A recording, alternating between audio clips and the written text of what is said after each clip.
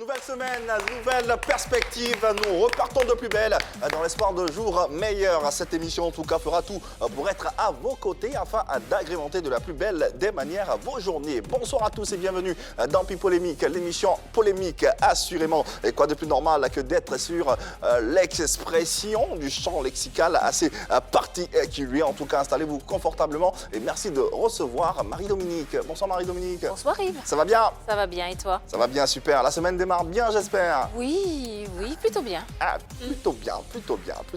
Demain, on trombe également pour notre Yann Cédric, on espère.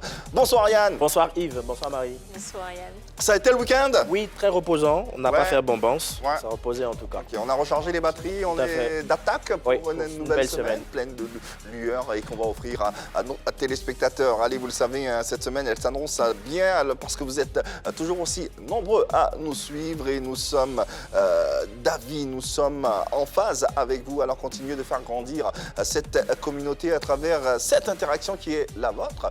Vos vidéos, interventions au numéro suivant 01 03 00 33 et encore 33, ainsi que vos écrits et commentaires sur le direct live de la page officielle de l'A3.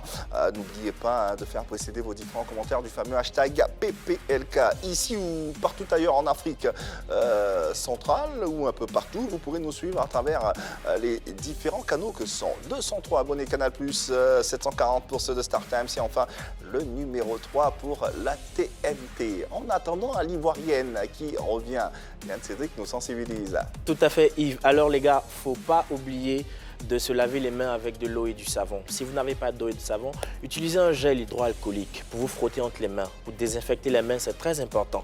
Il faut aussi garder le mètre de distanciation physique entre vous et tout interlocuteur, toute personne avec qui vous allez parler au cours de la journée ou pour le restant de notre vie en attendant que la Covid-19 disparaisse.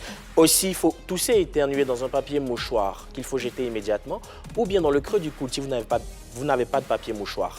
Appelez le 119 pour avoir plus d'informations. Je profite en même temps de cette sensibilisation pour saluer les personnes qui nous suivent. Et ceux-là, ils sont à Yopougon, Carrefour Academy, le dernier pilote, Henri Lobet, le papa de Darnell et de Derek. Ok. Coucou à toi, merci de nous suivre. Et Laetitia Zirignon depuis Yopougon, Koweït aussi, qui nous suit également tous les jours sans manquer. Allez, bonsoir Yopougon. Ouais. Et tout le monde, on salue tout le monde là-bas. Ouais. Je vais faire un coucou à Monsieur Loubaki, réside à Paris et nous suit tous les jours. Et puis Cyril Cambiré, on espère que tu as eu un joyeux anniversaire il n'y a pas très longtemps. Ah ouais. Voilà, joyeux anniversaire encore à toi l'ami et puis merci de cette chaleur et de cette belle attention. Voilà, nous y sommes. Vous le savez, s'inviter dans les affaires du showbiz pour comprendre mais surtout élucider les zones d'ombre, telle est notre affaire. Aujourd'hui, Pipolémique nous plonge au cœur du showbiz à Paris. On amorce avec à l'Ivoirienne. Opérateur du showbiz, l'Ivoirienne Dao L'Argent sera face à nos polémistes pour parler de ses rapports avec les acteurs du milieu. Allez, entre show et business d'Abidjan à Paris, l'opérateur économique et promoteur Dao L'Argent se retrouve plongé dans de nombreuses affaires le citant. Mais pourquoi une telle position pour un mécène? On en saura un peu plus après la séquence suivante qui vous permet de vous installer confortablement dans cette émission. Elle est à l'Ivoirienne et vous le savez. Et c'est Yann Cédric qui la porte. On dirait que quand Dieu parlait aux animaux et à toute la création, les moustiques, là, ils étaient absents à la réunion. De toute façon, ils sont irrespectueux.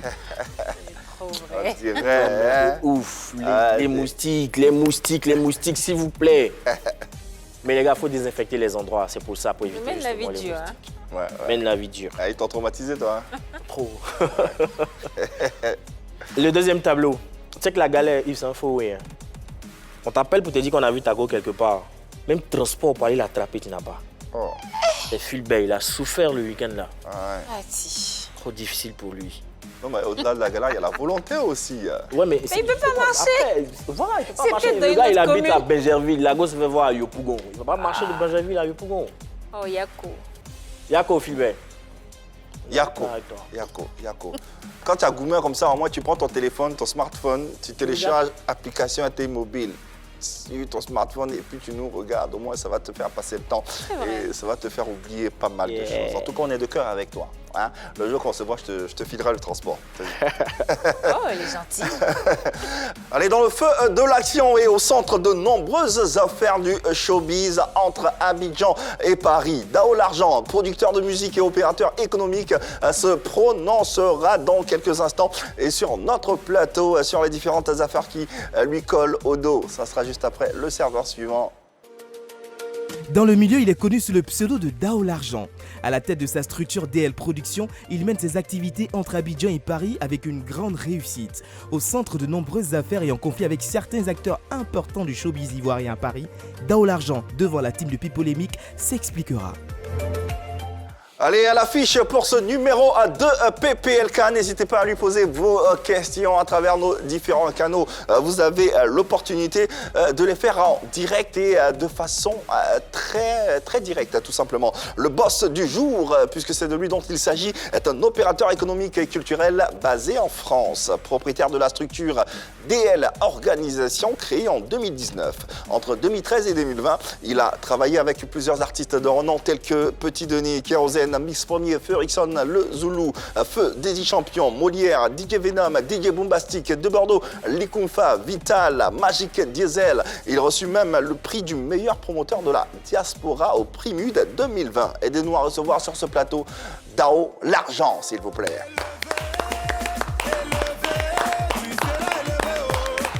Ouais, le célèbre promoteur ivoirien Dao L'Argent présent dans ce numéro de PPLK. On rappelle également qu'il est le meilleur promoteur de la diaspora de l'année 2020 et c'est un honneur pour nous de l'avoir sur ce plateau, d'autant plus honoré qu'il fait la fierté de la culture ivoirienne en France et un peu partout en Europe. Pour ça, nous le saluons. Merci en tout cas. Merci. Et surtout, merci de répondre présent à l'invitation de PPLK. Dao L'Argent, nous y sommes. Comment ça va? Alhamdoulilah, ça va, merci. Ça va bien. Ouais. Forme resplendissante. Forcément, les téléspectateurs seront d'avis avec moi quand on dit Dao L'Argent. Marie-Dominique, je laisse la femme. L'argent. L'argent. L'argent. L'argent. Et l'argent, quoi. Et donc, pourquoi? Est-ce que ceci explique cela? Bon, ouais, plus ou moins, on va dire quoi, c'est une prophétie, quoi. Ah. Voilà. Donc, on est toujours en train de prier Dieu pour que cette prophétie-là s'accomplisse, quoi. Ah. La prophétie n'est pas encore accomplie. C'est-à-dire, elle s'est accomplie, elle va encore plus s'accomplir. Ben voilà. Là, ça suffit jamais. Voilà, ça suffit jamais. Donc. Voilà. Ouais, oui. Alors, on va parler avec lui de showbiz, on va parler de culture ivoirienne, de musique ivoirienne également. Le fait de t'appeler Dao L'Argent, est-ce que tu ressens les retombées? Ouais, si, je ressens les retombées, grâce à Dieu. Voilà, comme on dit, de la vie, il faut se donner en fait des bons noms. Voilà, donc je remercie en même temps au passage ces anciens-là, justement, à l'époque, qui ont pensé comme ça à me donner ce surnom-là, Dao L'Argent. Ouais. Et voilà, aujourd'hui, je rends gloire à Dieu. Je lui dis, enlève Cédric, c'est ton nom. Yann L'Argent. Yann le gay. Yann le gay. Depuis, t'appelles Cédric. Yann le milliardaire. Voilà. Bon, Il y a tu pas as de changé problème. de nom, toi aussi. Non, moi, j'ai déjà là. Ah, c'est bien ça. C'est Bien. un nom qui résonne dans le milieu du showbiz, de la diaspora. Exactement. Comment et quand tu y arrives? Je y arrive précisément, on va dire, d'abord 2010, j'arrive sur le territoire européen. Voilà, et à partir de 2013, par là, je commence à travailler avec Shora, ex-membre d'Espoir 2000, justement, qui me fait appel. Et moi, Vino, l'ambassadeur, ex-membre aussi des groupes de patrons, justement, et avec Josman Jos. Voilà. Donc, c'est à partir de là que je commence à faire mes premiers pas. Voilà, c'est-à-dire au niveau de la diaspora, dans le showbiz. Et puis bon, c'est à partir de là que tout est parti, quoi. D'accord, c'est vrai que Dao L'Argent, ça résonne un peu. Ouais. Aujourd'hui, grâce à l'émission, beaucoup pourront mettre un visage sur le nom. Justement. Mais qu'est-ce que tu fais concrètement dans le showbiz? Dans le showbiz, je suis promoteur de spectacles. Je suis producteur sur des spectacles. Voilà. J'essaye comme ça de pouvoir donner la chance à certains artistes ivoiriens, en particulier sinon des artistes africains, voilà, de pouvoir monnayer les talents sur le plan européen. Voilà. Donc j'organise des spectacles et des tournois européennes voilà, des concerts, etc. Promoteur. Dans ta biographie, c'est aussi marqué que tu as la gestion d'une structure d'import-export. Oui. Est-ce qu'il y a un lien avec le showbiz? Pas forcément en fait. L'import-export, c'est carrément décalé. Voilà. Les showbiz, on sait que c'est spécifiquement événementiel. Et l'import-export, c'est une autre activité en fait parallèle. Que tu exerces pour arrondir les fins de mois ou bien par passion ou Non, j'exerce en fait ce métier parce que c'est mon business. Voilà. À la base, je suis homme d'affaires. Okay. Voilà. Donc c'est ce qui me permet justement de pouvoir exercer en fait en quelque sorte ma fonction de producteur de spectacle. Voilà. Parce qu'en Europe, il faut dire que c'est un peu difficile en fait d'avoir des subventions auprès de certains organismes, etc. Voilà. Donc moi, je roule sur fonds propres grâce à Dieu. Donc à ce niveau-là, l'argent aussi entre, non? Oui, ça entre. Toujours Dao l'argent. Mais dans toutes les activités que tu as pu organiser, tous les concerts, lequel fait le plus ta fierté? En parlant de concerts, il y a eu celui de 2015, justement, avec Petit Denis, où ça a été vraiment incroyable. Quand je dis incroyable, parce que l'artiste même s'y attendait pas. Voilà, donc le concert était vraiment bourré à craquer et tout. Il y avait combien de personnes à peu près? Oh là là, on a même refusé du monde. Hein. On va dire quoi, c'était à la base une salle de 1500 personnes. Okay. Mais on a été jusqu'à peut-être à 2000. Voilà, au point où, j'ai envie de dire, on n'a même pas respecté en fait, voilà, les mesures sécuritaires et tout. Voilà, ça a été vraiment une très grande fierté pour moi en tout cas. On a parlé d'import-export. Parmi tous les domaines de compétences qui existent, pourquoi le showbiz? Pourquoi le showbiz? Oh, le showbiz, j'ai envie de dire que c'est comme un rappel en fait, c'est comme un truc qui m'a rattrapé. Voilà, parce que à la base, j'ai été bien avant, j'ai envie de dire peut-être dans les années peut-être 95, 96, j'ai été... C'était un chanteur raté, t'as voulu, bon, voulu. Voilà, on va dire comme ça. Voilà, j'ai été dans les ambiances faciles qu'on appelle communément les warriors, etc. Voilà. Donc du coup, j'ai fréquenté pas mal d'artistes. Voilà, bon, j'ai vu que c'était pas vraiment mon truc, quoi. Voilà, être chanteur, etc. et tout. Donc après, j'ai pas mal quand même traîné avec des artistes ici. Voilà. J'aimais bien ce truc, j'ai vu que vraiment c'était dans mon feeling, etc. Mais ce n'était pas le moment en fait, opportun pour moi de me prononcer. Voilà, donc arrivé sur le territoire européen, j'ai vu que voilà, il fallait que je m'exprime en fait. Alors tout à l'heure, tu as mentionné des noms tels que Vino Patron, ex-membre du groupe Les Patrons, et également Choura, ex-membre du groupe Espoir 2000, Jos Mendios, et qui t'ont également tendu la main vers ce métier. Est-ce que tu as bénéficié, au-delà de ces rapports, d'une formation particulière en termes d'organisation de spectacles? Et si oui, laquelle? Une formation particulière, je l'ai bénéficié justement avant l'obtention de ma licence de promoteur et producteur de spectacle. D'accord. Voilà. Sinon, je l'avais en fait appris sur le tas. Sur le tas. Voilà. D'accord. Mais pour avoir cette licence-là de producteur de spectacle d'art vivant, il fallait obligatoirement passer par une formation. D'accord. Voilà. Donc voilà, j'ai pu suivre la formation. Comment on détient cette licence, ce sésame qui... Cette licence, comme je l'ai dit tantôt, c'est par une formation, vous passez. Et après, il va falloir prouver encore que vous connaissez bien le métier, que vous avez exercé avec certaines personnes, etc. Donc suite à ça, il y a une commission qui se prononce. Et puis c'est la commission qui décide en fait si vous êtes apte ou pas. Ça, c'est une belle information. Hein. Généralement, on pense qu'on apprend juste sur le tas, mais il y a une vraie formation derrière. Et la formation dure combien de temps? La formation, ça peut faire peut-être un mois de formation. Un mois. Ok. Dans tous les cas, de par ce sésame, comme on l'a dit d'entrée de jeu, il fait la fierté de la culture ivoirienne de par ses actions, de par ses activités et de par ses différentes organisations. Cela dit, parlons un peu des rapports avec les Ivoiriens du showbiz à Paris. Ce qui nous revient, c'est un conflit permanent, à n'en point finir. Ils sont nombreux, ces Ivoiriens là, qui exercent dans le showbiz en France et en Europe. Mais est-ce qu'il y a une symbiose entre vous? Nous, on pose la question, hein, on ne dit pas, on n'affirme pas. Ouais, est-ce que déjà, il y a une symbiose? Est-ce que l'entente est... il sourit déjà, donc ça plante le décor. La symbiose, malheureusement, ça n'existe pas. au niveau de la diaspora, plus précisément en France. Voilà. Ça n'existe pas, c'est vraiment dommage, c'est malheureux. Voilà. Mais par contre, il y a certaines personnes qui arrivent, comme on appelle, à s'entendre. Voilà. Et c'est malheureux en fait, parce que nous sommes tous des Ivoiriens, on se retrouve sur un territoire qui n'est pas le nôtre. Donc l'idéal aurait été que vraiment on travaille en symbiose, en harmonie, etc. pour essayer justement de porter très haut le flambeau de la culture ivoirienne, mais ce qui est malheureux. Voilà. Donc c'est ces histoires de clans, de fumisterie, etc. Anyway, il y a vraiment beaucoup de choses. Chose bizarre parce que comme tu dis, vous avez un but commun, Oui. la culture ivoirienne, vous allez sur un territoire étranger.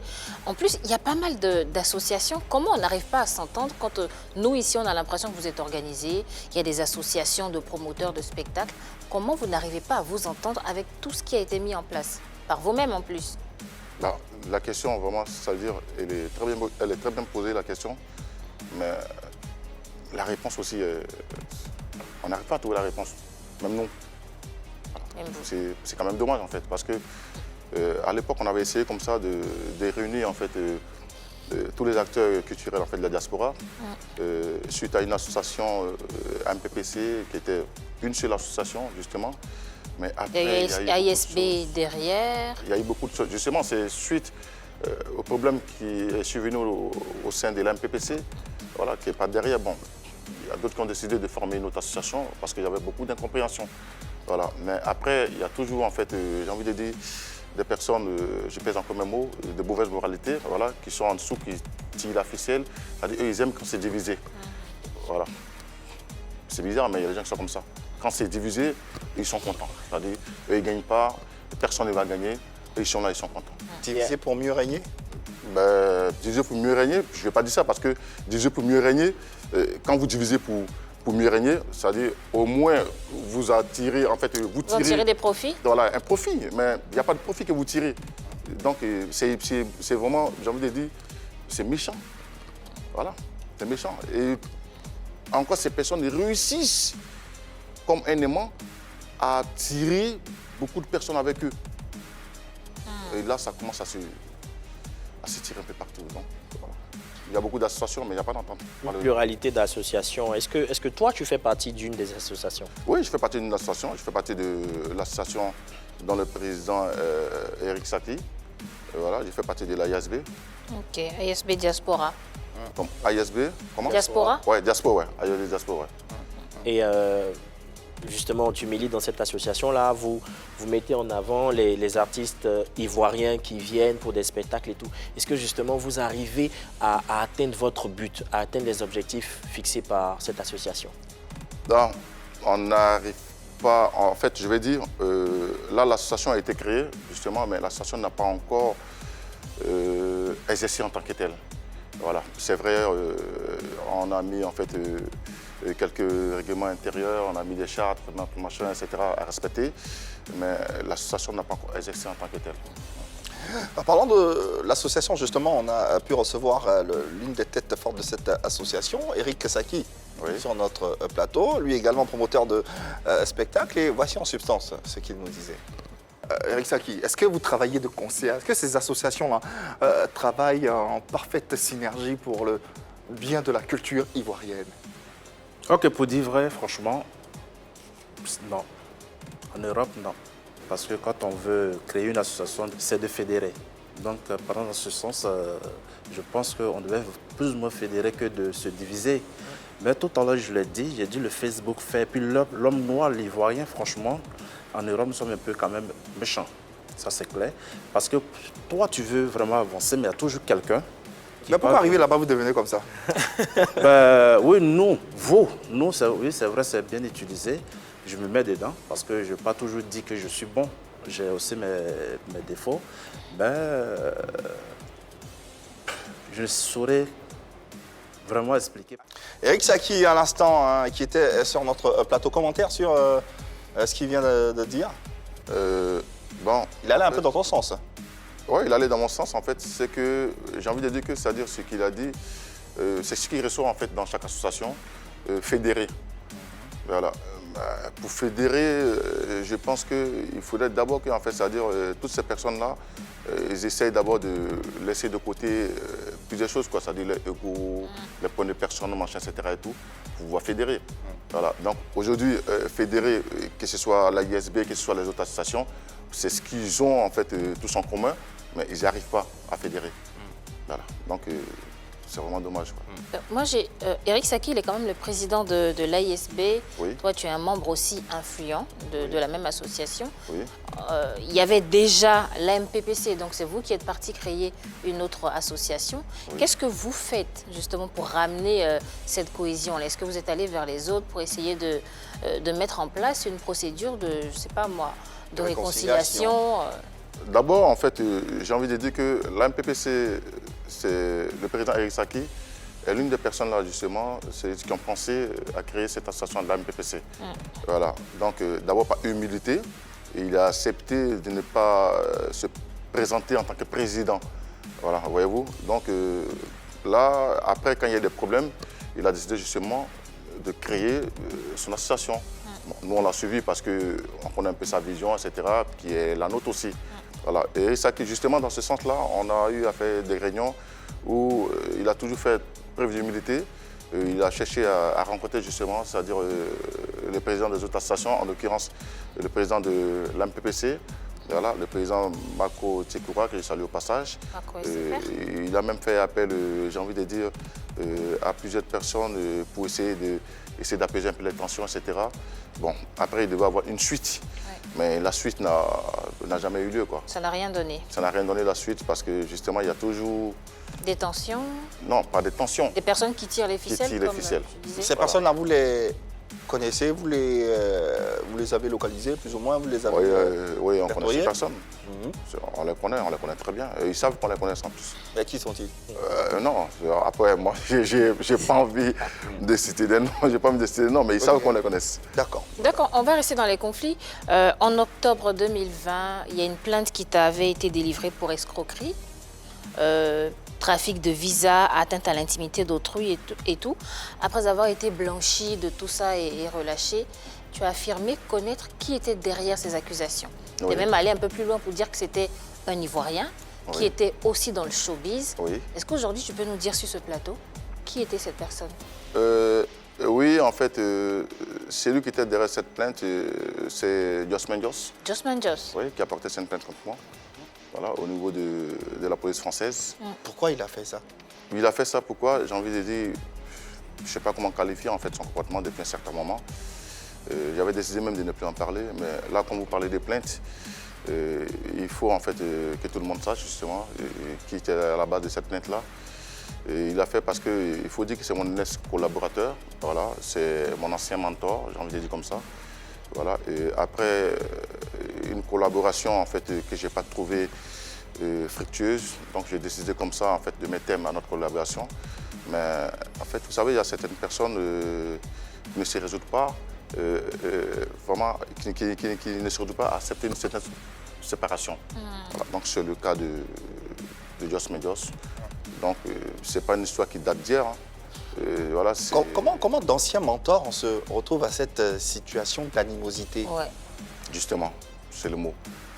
D'anciens mentors, au risque de me répéter, comme j'ai dit, il y a des personnes qui n'acceptent pas certaines séparations. Ils ne peuvent pas accepter ça. Voilà. Et donc, lui, j'ai fait tout ce qui était à un moment à mon pouvoir pour ne pas qu'on arrive là, en fait. On a travaillé ensemble. Ça n'a pas marché. Peut-être que la séparation ne s'est pas faite de façon saine. Non, si, la séparation s'est faite de façon saine. En tout cas, moi, j'ai fait ce qu'il fallait faire pour que la séparation soit saine. Mais j'ai envie de dire, le personnage, anyway, franchement, j'ai pas trop envie de... C'est un peu fort quand même, hein, tout ça. C'est vrai que la séparation a peut-être été très dure pour lui. Vous étiez très, très proches et il ne voulait pas que tu partes, mais il ne va pas quand même inventer ce genre de choses. Escroquerie, c'est grave quand même. Écoutez, vous êtes en fait en collaboration avec quelqu'un, d'accord? Et après, il y a une séparation. Tout compte fait, la séparation, ça arrive. Hein. Que ce soit sur le plan amical, amoureux. Oui, ça arrive partout. Voilà, ça arrive partout, la séparation. Après, comme Imam l'a dit, c'est-à-dire, vous vous séparez de façon normale, sans qu'il y ait d'animosité. C'est la meilleure solution. Mais avec ce monsieur, vraiment, malheureusement, lui, c'est soit tu es avec lui, soit tu es contre lui. Et quand tu es contre lui, eh ben, il va maintenant te montrer que lui, il a, j'ai envie de dire, c'est-à-dire la force de nuit qu'il veut. Donc, c'est une histoire qui a commencé depuis 2016. J'ai commencé à recevoir des coups de fil. Il a monté pratiquement, j'ai envie de dire, toute la diaspora contre moi. Après, il fallait que je me justifie là, c'est-à-dire des trucs qui n'ont jamais existé. Et tu es sûr que tu n'es pas à la base de tout ça? Tu n'as rien fait? J'ai rien fait du tout. C'est comme, par exemple, je vais vous donner un exemple tout bête. On est assis dans un restaurant avec quelqu'un, nous sommes dépassés un pot. Et puis, peut-être qu'il y a des personnes qui sont assises à côté. Et puis, bon, allez, hop, bon, laisse tomber, moi, je t'offre ça, ton plat. Mais demain, il appelle la personne. Ah, tu étais assis avec Dao hier, non, lui. Ben, est-ce que c'est ce qu'il a dit, toi? Non. Que tu es venu mentir, tu es venu demander de l'argent, que tu as même, qu'on appelle acheter un plat. Et comment est-ce que moi, je suis tout ça? Vous voyez un peu ce genre de choses-là. Qu'est-ce que tu lui reprochais au point de te séparer de lui? Il n'était pas sincère, voilà, dans tout ce qu'on faisait, et il n'était pas vrai. Voilà, donc suite à ça, et après, il y avait un peu trop de problèmes. C'est-à-dire trop de problèmes, trop de promoteurs, trop de collaborateurs se plaignaient de lui, de ses agissements. Donc on m'appelait un peu de partout parce que qui disait Just Mendios dit d'avoir l'argent. Voilà, à l'époque. Donc, soit c'est Siro qui va m'appeler pour se plaindre, il veut faire des histoires Just, il faut que je calme là, soit c'est Cheikh Diaby. Alors, en tant que mentor, tu aurais pu quand même baliser tout ceci, amortir tout ceci. Non, mais c'est des choses que j'ai amorties, mais à un moment donné, il faut que j'y pense aussi à moi. Généralement, entre deux amis, ce qu'on dit, hein, on dit la chose qui peut séparer deux amis, c'est soit l'argent ou la femme. Est-ce qu'il n'y a pas une histoire de femme en dessous de tout ça? Non, une histoire de femme, mais il n'y a pas eu une histoire de femme en 2016. Il sourit. En 2016, oui, si j'ai souri, parce qu'en fait, l'histoire de femme, je vois un peu où c'est en 2020. Ah, où est-ce que je vais en venir? En 2016, notre séparation, ça a été vraiment sur le plan professionnel. Okay. Voilà, parce que, en fait, j'ai trouvé que non, Just n'était pas correct en vrai. Voilà. Et l'histoire de femme, c'était quoi? Pour cette histoire de femme-là, vraiment, je veux bien évoquer l'amendement. Est-ce qu'on permet ça ici? C'est pas seulement un tribunal. Je vais évoquer le 5e amendement. C'est pas sûr que ça passe ici. Bon. Hein. À ce jour, quels sont vos rapports? Non. Just Mendios À ce jour, Just Mendios, je suis son ennemi juré numéro 1. Oula. Waouh. J'ai répondu à 3 plaintes de Just Mendios. La première plainte, ça a été en 2018, si j'ai bonne mémoire, 2018-2017, la première plainte. D'où, pendant que nous étions ensemble, et moi, parfois, vous savez, en Europe, parfois, on a des problèmes avec notre femme, machin. Après, on te met facilement dehors là-bas, hein, dans l'hiver ou même pas hiver. Voilà, donc après, il faut chercher, aller taper la porte du voisin, du cousin ou bien de l'oncle. Donc, quand j'étais avec lui, comme ça, j'ai avec un cousin comme ça qui changeait d'appartement. Voilà. Donc, étant marié légalement, je n'avais pas le droit d'avoir un autre appart sans que mon épouse ne le sache. Voilà. Et au niveau de la loi, ce n'est pas faisable. Donc, j'ai sollicité Just Mendios comme ça, qui me passe ces documents, justement, qui prennent cet appart à son nom. Et pour que moi, quand j'ai des petits problèmes de famille, je puisse au moins trouver un coin et aller me mettre tranquillement, quoi, pour ne pas gêner les autres. Donc, ce qu'il a fait, justement, et Dieu merci pour moi, ce jour-là, il y a Rambo Blekis qui était là, comme témoin. L'artiste chanteur ivoirien vivant à Paris. Voilà, Rambo Blekis qui était là, que je salue au passage. Et Dieu merci pour moi. Donc, suite à ça, après, sur le plan professionnel, lui et moi, ça n'allait plus. Ben, j'ai dit, écoute, on va se séparer tranquillement, vieux père, petit frère. Si les gens ils cherchent à savoir pourquoi est-ce que nous ne travaillons plus ensemble, je tiens à préciser, d'abord, c'était la structure Just Mendios Production. Donc, j'ai été, j'ai envie de dire, associé direct. C'est lui-même, en fait, qui a financé, qui a fait tout ce qu'il fallait faire. Ah bon? Bah oui, bien sûr. Les gens, ils le savent en plus. Pour que, en fait, et je le mette à la tête de cette structure pour lui dire merci, parce que ce n'était pas son canal que j'ai pu croiser des Equadio. Il a fait énormément pour toi. Voilà, et des Equadio m'a aidé à aller en France. Donc, il y a eu plein d'histoires. D'abord, avec lui, que j'ai laissé tomber, en fait. Parce que j'ai dit, d'une part, ce monsieur, vraiment, c'est pas son billet que j'ai pu me retrouver au-dessus du territoire ivoirien. Voilà, donc, comme ça, Just était à la tête de Just Mendios Production. Quoi qu'il en soit, aujourd'hui, c'est carrément une certaine animosité entre vous. Tu le disais, il te considère comme son pire ennemi. Ouais. Toi, bon, je ne sais pas, tu le considères comme un ancien collaborateur ou un ennemi aussi? Non, moi je le considère comme un ancien collaborateur. Un ancien collaborateur. Voilà, comme un grand frère. D'accord. On s'en tient à cela. Ouais. Dans tous les cas, pour équilibrer l'information, on a pu avoir Just Mendios en ligne. Oui. On lui a posé la question et voilà la réponse qu'il nous donne. Bonsoir Just Mendios et bienvenue dans PPLK. Ouais, je suis Just Mendios. le Vladimir Poutine du showbiz, Jos Mendios, le gourou, le seul Jos Mendios. Voilà. Bon, moi, en fait, par rapport à votre émission, j'aime bien l'émission. Voilà, mais comparez-moi aux gens vraiment crédibles, quoi. Parce que des gens que moi, j'ai aidé toute ma vie. Voilà. Cette personne-là même dont vous parlez là, c'est moi qui l'ai fait venir en France ici. C'est pas mon canal qui est venu en France. Je l'ai hébergé chez moi. Voilà. Puis demandez-lui qu'est-ce qu'il a déjà organisé. Même si c'était un parking, qu'est-ce qu'il a déjà organisé en France. Bon, pourquoi vous pouvez me comparer aux gens comme ça à qui moi j'ai tout donné. Et après, en retour, ils m'ont montré qu'eux c'est des ingrats. Il n'est rien. Et puis il ne sera rien, il ne représente rien. Voilà. Je suis plus connu que lui, je suis plus star que lui, je suis plus célèbre que lui. Et puis voilà. Puis financièrement, bon, voilà. Il ne peut même pas. Voilà, c'est eux qui ne sont pas eux, qui sont dans une vie de raconter la vie des maîtres, qu'elles sont à Abidjan. Voilà, ça négocie les émissions pour qu'on parle d'eux, de temps en temps. Bon, donc voilà, c'est de la poubelle pour moi, quoi. Voilà, moi, c'est un autre level. Je suis très loin de tout ça. Voilà, et puis eux tous, dans le milieu, ils savent qui est Jos Mendios. C'est ça qui est important. Voilà, moi, j'ai fait pour moi en Côte d'Ivoire. J'ai montré aux gens qui était. Il y a eu mon nom en Côte d'Ivoire, je suis venu confirmer ça en France, puis partout ici en Europe, même dans le monde entier. Merci. Des mots un peu forts, hein. Pas un peu, mais des Très mots dur, assez forts. très Loin de nous l'idée de comparer Jos Mendios à Dao L'Argent. On posait juste la question concernant les rapports qu'il avait avec Dao L'Argent et on est un peu choqué de la réponse. Mais bon, ça a été... voilà, t'as entendu, on a tous entendu. Ouais, j'ai tout entendu. Réaction, commentaire. Après, moi, je ne vais pas entrer en fait dans cette bassesse avec lui en fait. Voilà. Il raconte ce qu'il veut, il dit ce qu'il veut. Moi, je connais ma valeur. Voilà. Il y a beaucoup de personnes qui savent, lui et moi, notre collaboration, qu'est-ce que j'ai fait pour lui. Moi, je ne nie pas jusqu'au jour d'aujourd'hui que c'est des passons canales que j'ai connu Désiré Kouadio. Et ça, tu l'as dit. Et je suis venu en France. Voilà. Donc après, il raconte ce qu'il veut. Hein. Voilà. Est-ce que tu serais prêt un jour, si on vous le permet, à lui tendre la main, à lui prendre la main, à laisser tout ça derrière vous malgré voilà, ces mots assez forts? Non, en fait, je vais vous dire la vérité, c'est pas pour ces mots en fait. Ces mots, ça me dit rien. Ces mots qu'il a lancés, microbe, machin, ça me dit absolument rien. D'abord, pour une personne de son âge, je pense qu'il doit au moins d'abord être rempli de sagesse et avoir un peu de retenue quand même. Voilà, donc ces mots ne me disent rien. Mais en fait, c'est la personne même. C'est la personne même en fait à qui je ne veux plus avoir affaire. Voilà, donc je sais ce que j'ai vécu avec lui. Donc je préfère ne même plus avoir affaire à lui. Ça, je m'adresse à toi personnellement, mais aussi au grand frère.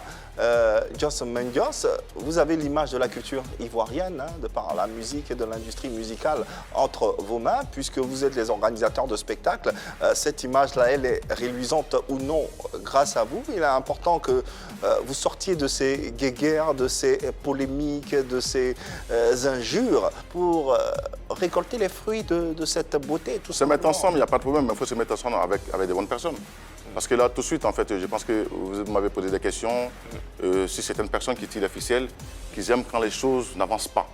Voilà, qu'ils aiment les commérages, des choses inutiles. Mais je pense que vous avez eu là tout de suite votre réponse. Ouais. Voilà, parce qu'avec ces gens de mentalité, ces gens de réflexion, comment est-ce que vous voulez qu'il y ait une symbiose et qu'on puisse travailler ensemble, main dans la main, pour faire avancer la culture ivoirienne? C'est pas possible.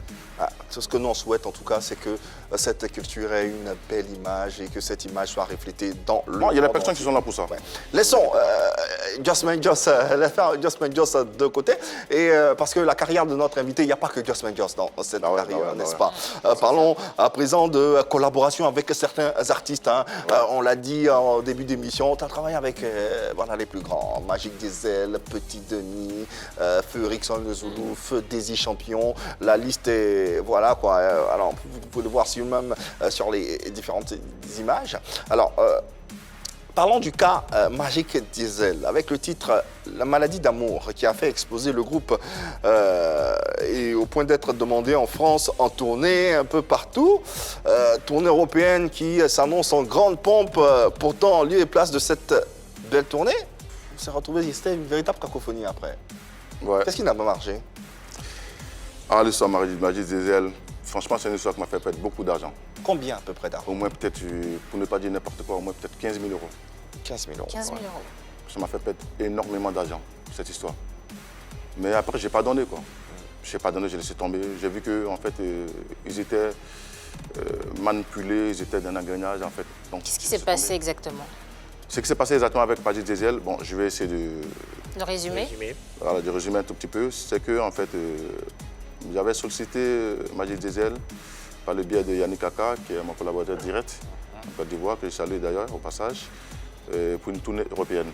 Donc, entre-temps, ils étaient toujours avec Bricco Golini, qui est le producteur. Voilà, sans le savoir, qui est mon grand frère, en fait. Voilà. Donc, il n'y a pas de souci. On a réussi à sceller un contrat à mon uniforme où, pendant la tournée, il fallait partager, en fait, à part égale, le cachet et certains revenus, en fait. Donc, partant de ce fait-là, les artistes, entre-temps, ils ont eu un souci avec le producteur. Voilà. Donc, du coup, bon, Yannick Kaka a dit, bon, écoute, tant pis, on annule la tournée alors.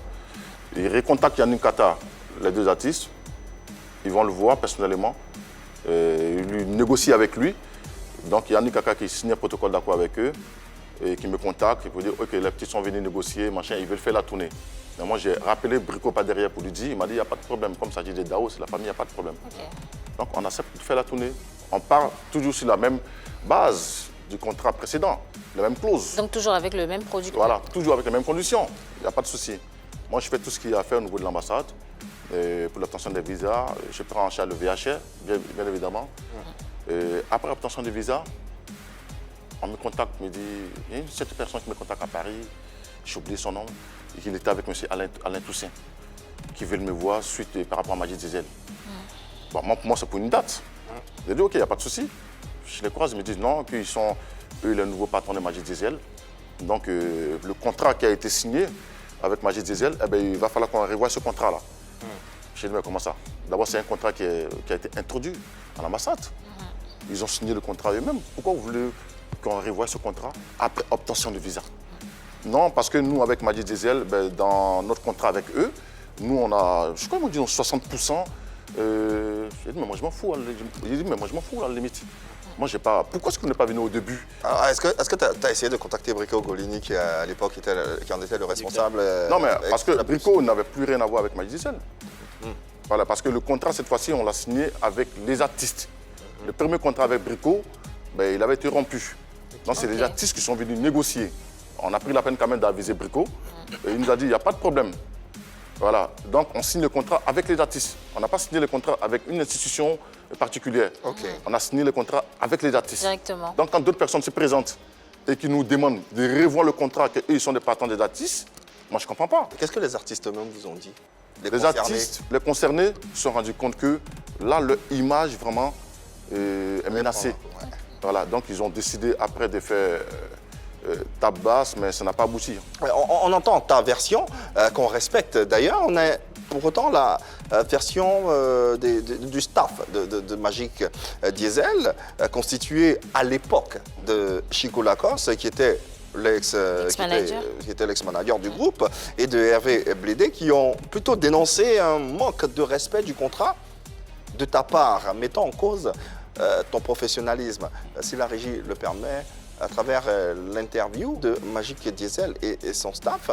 Voilà. En effet, il aurait été convenu que Dao leur verse 30% du cachet des 3 dates officiellement calées avant même leur départ en Europe.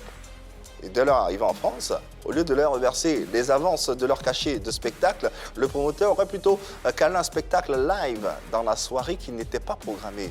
Face à ce manque de professionnalisme, selon Hervé Blé, il a décidé de recueillir lui-même ses artistes en les délogeant et les prendre en charge en coordonnant lui-même les dates de spectacle. D'abord, je vais vous dire d'abord une chose. Ces dates dont il parle, c'est des dates qui ont été calées d'abord pendant qu'on avait signé le contrat avec Bricco Golini. D'accord? Donc avant que les artistes arrivent. Avant. Et en fait, avec eux, nous sommes arrivés à trouver un compromis parce qu'il y a eu beaucoup d'interventions. Des grands faits comme les Angelo Kabila, les Mézébi, etc. C'est pour ça, en fait, j'ai décidé, moi, de faire profil bas. J'ai dit, OK, il n'y a pas de problème. Sinon, à la base, moi, j'avais décidé même qu'on annule la tournée. Parce que ce n'est pas après obtention de visa que vous voulez me faire des propositions. Je suis désolé, vous étiez où? Vous étiez où? Vous saviez très bien parce que, apparemment, ils avaient signé déjà un contrat avec les artistes. Ils attendaient la date butoir. pour que le contrat entre en vigueur pour pouvoir se manifester. Mais les artistes vous ont dit qu'ils rentrent à l'ambassade. Mais pourquoi est-ce qu'en ce moment, vous ne m'avez pas contacté moi? Et vous attendez à ce que les artistes aient le visa. Et maintenant, par derrière, vous venez maintenant, moi, me dire, c'est-à-dire sur les premières clauses, que les artistes ont suivi d'eux-mêmes. Ils ont été les deux eux-mêmes chez Yannick Kaka, signé un protocole d'accord de 50-50 sur le cachet. Et vous me dites à moi que vous allez prendre 1300 € et me donner 200 €. Sans compter que je paye des cotisations. Ah. Oui, sans compter que je paye des cotisations à l'USAF, etc. et tout. Mais c'est de la folie. Bien sûr que c'est de la folie. Donc après intervention, j'ai dit ok, il n'y a pas de problème, je vais retirer. J'ai laissé Yannick Kaka essayer de gérer. Chico Lacoste, au début, il était un peu excité. Mais quand il est arrivé sur la France, et lui-même s'est rendu compte de certaines réalités, ben, ça crée d'abord des histoires entre lui et son staff. Et après, il s'est rendu compte que ces deux-là, Hervé Blédé avec Alain Toussaint, ben, ils étaient dans un esprit d'escroquerie. Qu'est-ce qui s'est passé à la fin? Chico Lacoste a quitté le staff. Voilà. C'est ça. Voilà. Et Hervé Blédé avec Alain Toussaint, ben, c'est comme la Tchétchénie actuellement entre les deux. Ah, bon, d'accord. Alors, on a quelques éclaircies sur cette affaire. On a tenté de joindre Magic Diesel pour l'équilibre de l'information. Malheureusement, on n'a pas pu les joindre. Rapidement, pour passer sur cette affaire. mais on va toujours rester en termes de collaboration, dans les collaborations. Il y a eu la collaboration aussi avec Petit Denis. Et tu étais son tuteur en France lors de son dernier séjour. Ouais. Comment est-ce que les choses se sont... C'est vrai, hein, tu as recueilli notre Denko, oui. Voilà. Comment les choses se sont passées? Quand même. Petit Denis, d'abord, je me suis penché vers Petit Denis d'abord. Je crois que c'est en 2019. 2019, je me suis penché vers lui. Parce que, en fait, je n'acceptais pas en fait, cette méchanceté, j'ai envie de dire, inutile ou gratuite de certains promoteurs. Voilà. Parce qu'ils avaient en fait la possibilité de faire venir des artistes, etc. et tout. Mais Petit Denis, il était carrément laissé sur le carreau, en fait. Il était carrément aux oubliettes. Voilà, limite, on avait mis le groupe des Has-Been.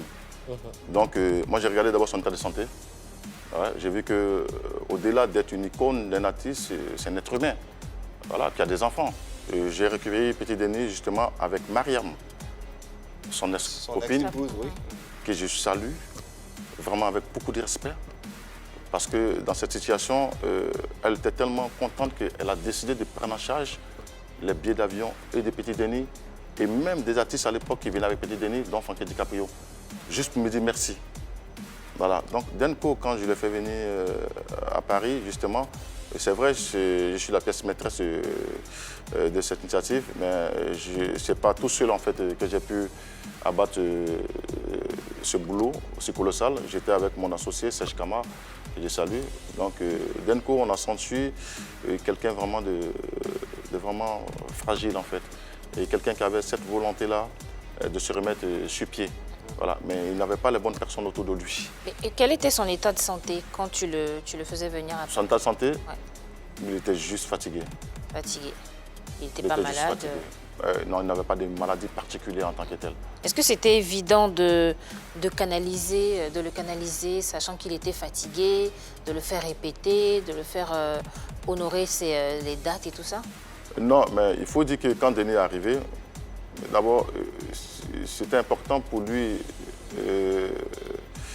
de revoir d'abord ses fans d'abord. Parce que nous, on avait mis une stratégie en fait. Denis, il arrive, c'est vrai, il est fatigué, il a eu un petit temps de repos, mais il fallait d'abord que sur la scène parisienne, parce que ça faisait quand même 3 ans qu'il n'était pas venu, voilà, qu'il fasse au moins 1 ou 2 concerts.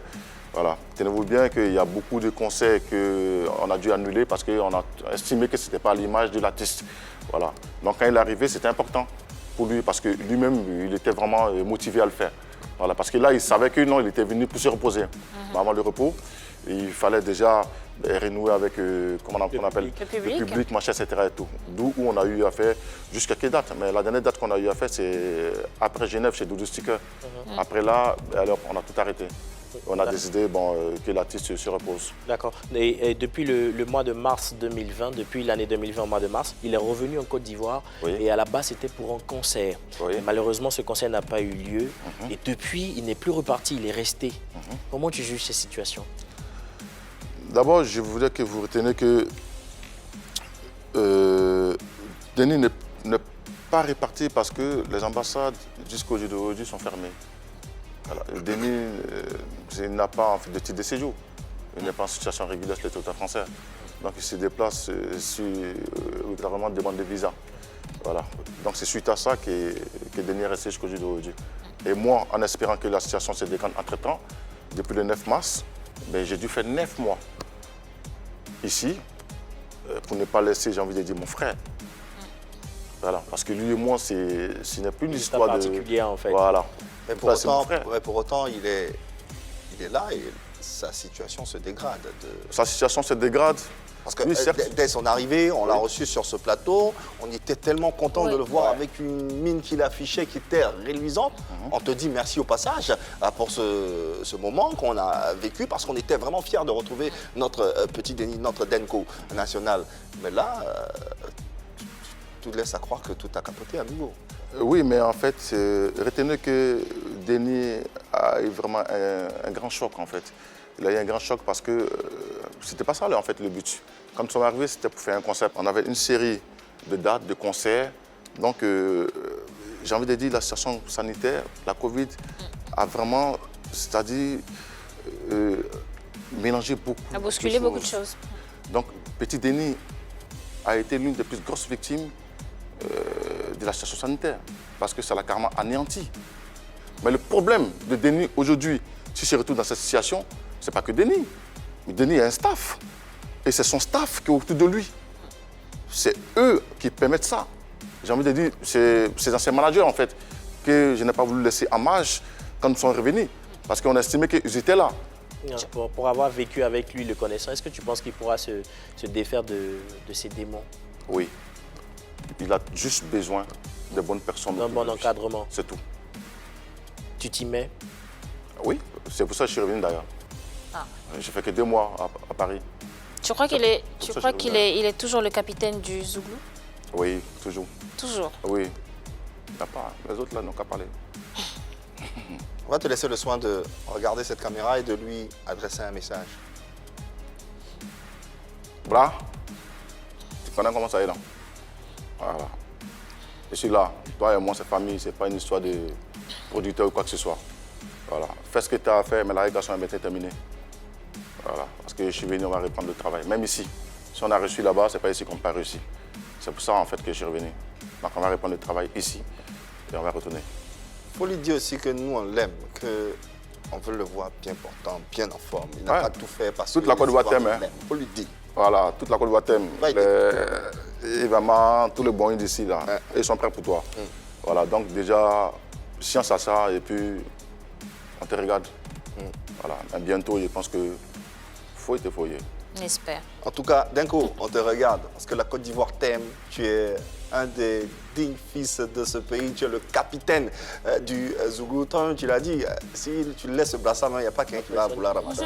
Donc, on t'aime, on t'attend, on veut te voir dans les studios, on veut te voir sur scène, on veut que tu nous fasses danser, on veut que tu nous fasses vibrer parce que tu es notre Denko national et il n'y a pas de Denko. Donc, on t'attend, mon frère. Voilà.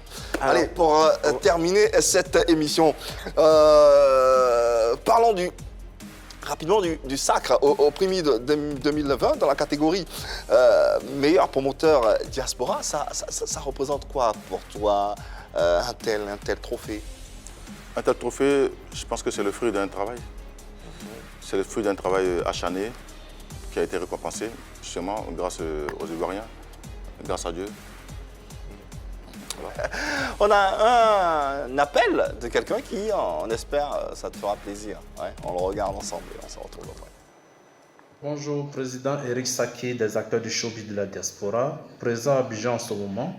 Alors, mon très cher frère Daoula Jean, mon VP, cette vidéo, tout simplement pour te souhaiter beaucoup de courage et puis sache que je te soutiens, je te suis de près.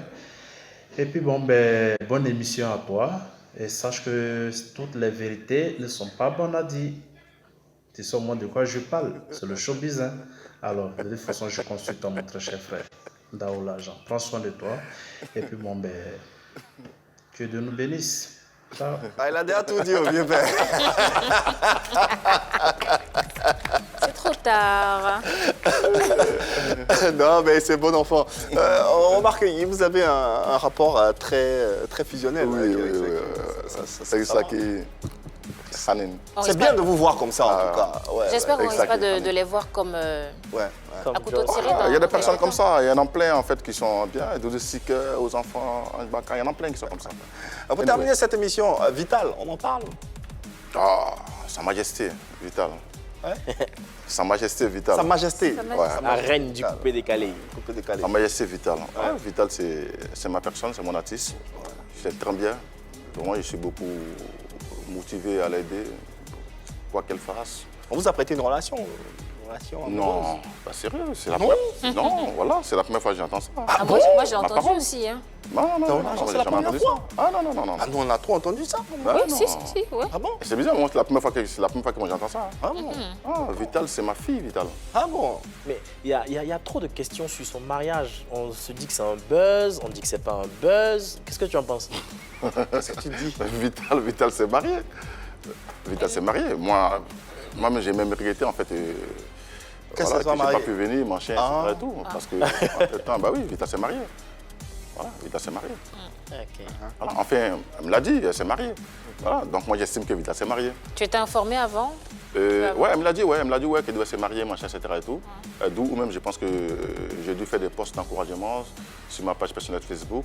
Voilà, elle m'a dit qu'elle devait se marier, donc moi, Vital s'est marié. Avant le mariage, est-ce que le marié, tu le connaissais en tant qu'acteur du showbiz ou bien en tant que copain de Vital? Non, le marié, je le connaissais en tant qu'acteur de showbiz, parce que la première fois que c'est lui qui a arrangé le feat avec Eddie Kenzo. Tout à fait. Voilà, justement. Donc, ça reste ma fille, ça reste mon artiste, vraiment purement professionnel. Okay. Voilà, après, ces histoires de... Je n'ai pas trop ça. Okay. Le plus important aujourd'hui, c'est qu'elle soit accompagnée. On lui souhaite tout le bonheur possible. Vous étiez craquant hein, sur la photo aussi là. C'est mignon. La relation. C'est mignon en tout cas. C'est mignon. On termine avec également une artiste dans la besace. Elle, il n'y a pas eu de relation. Eunice Zounon, qui d'ailleurs s'apprête à faire un One Woman Show le 21 mai prochain. Le rendez-vous est pris, la date est prise. On aura bien sûr l'occasion de revenir sur cette information. Mais la collaboration avec Eunice Zounon, pourquoi elle? Pourquoi elle? Parce que je pense qu'elle a ses critères en fait d'une artiste, voilà, d'une grande artiste en fait, j'ai envie de dire. Voilà, elle est créative, elle est sensible en fait. En tout cas, elle a vraiment beaucoup de critères. Donc, et puis bon, c'est une artiste en fait humoriste parce que en fait, j'essaie un peu de me diversifier en fait de certains promoteurs qui sont focus spécialement sur le zouglou ou soit sur le coupé décalé. Ouais. Voilà, j'estime qu'il faut donner la chance à tout le monde parce que artiste c'est pas forcément artiste chanteur. Voilà, donc justement c'est elle en fait que j'ai visé. Donc comme ça j'ai décidé en fait de lui apporter mon soutien comme je pourrais. Voilà, et puis bon, on espère qu'elle sera à la hauteur. Et tu vises bien, Dao l'Argent. Merci infiniment d'être passé par ici, chez toi, à la maison. Reviens quand tu veux pour le bonheur des téléspectateurs, des mélomanes et de la musique ivoirienne. Cette musique qu'on te confie, qu'on vous confie à l'international pour que vous en fassiez bon usage et pour que justement vous puissiez nous donner la plus belle image de cette Côte d'Ivoire. En tout cas, merci Dao l'Argent et félicitations déjà pour l'ensemble de ton œuvre. Merci, en tout cas, ça a été un très beau moment. Dernier mot de fin rapidement, 10 secondes. Mot de fin, en fait, voilà, je rends gloire à Dieu. Voilà, je rends gloire à Dieu, c'est tout. Voilà, et puis on demande à la personne en fait, de mettre Dieu dans tout ce qu'ils font. Quoi. Voilà, c'est très important. Très important. Merci Marie-Dominique d'avoir été là. Merci également Yann, Cédric, Dieu au-devant de tout. Merci à vous également de nous avoir suivis et de porter toujours cet amour qui est le vôtre. On sera encore chez vous à la maison demain, même heure, même canal, vous le savez. Dites-le leur, l'amour, il n'y a que ça par ici. Bonne soirée et bon lundi sur les antennes de la 3. Il n'y a que de l'amour par ici et vous le savez.